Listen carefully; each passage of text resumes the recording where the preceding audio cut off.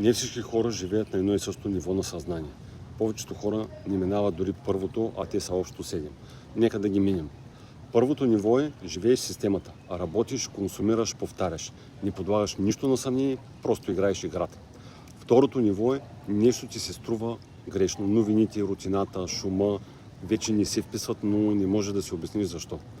Третото ниво е започваш да поставяш всичко под въпрос. Политика, религия, дори наука. Започваш да мислиш за себе си по различен начин и хората те наричат луд. Четвъртото ниво е виждаш манипулацията. Осъзнаваш, че системата оформя ума ти чрез музика, храна, разсейване, страх. Петото ниво е спираш да обвиняваш всичко извън себе си. Обръщаш се навътре и осъзнаваш, че твоите мисли и модели са създавали реалността ти. Шесто ниво е ставаш осъзнат и целеустремен и владееш енергията си. Оформяш живота си чрез това, върху което се фокусираш.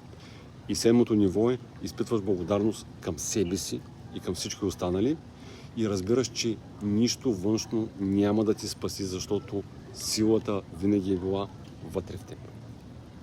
Ако това видео те е накарало да се замислиш, честито, добре дошъл от другата страна.